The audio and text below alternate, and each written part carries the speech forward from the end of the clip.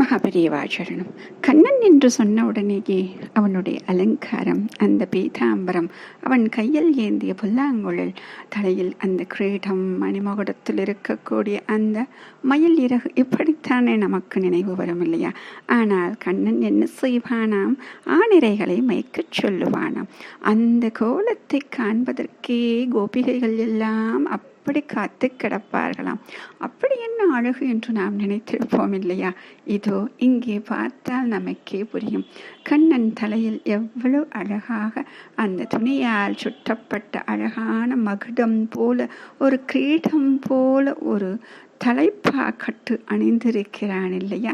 அவ்வளவு அழகாக அந்த முகம், அந்த முகத்தில் இருக்கக்கூடிய திருநாமம், அந்த திருமுகத்திற்கும் அந்த தலைப்பாகைக்கும் எவ்வளவு பொருத்தமாக. இத்தனையும் இருந்தாலும் அந்த முயல்பியில் சொல்கிறதாம், என்ன அலங்காரம் செய்தாலும் நான் கண்ணனை விடமாட்டேன் என்று. அதுவும் அந்த அலங்காரத்தில் சேர்ந்து கொண்டதாம். இப்படி இருக்கக்கூடிய இந்த கண்ணனை பார்ப்பதற்குத்தான் எத்தனை அழகு இல்லையா? ஆனிரை மைத்துச் சொல்லும் பொழுது அவன் உடுத்தியிருக்கக்கூடிய உடையும் இந்த தலைப்பாகையும் பார்ப்பதற்கே அழகு.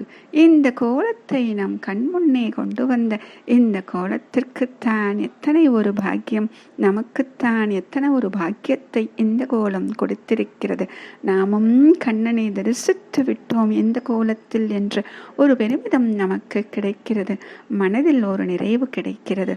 மகாபெரியவாச்சரணம்.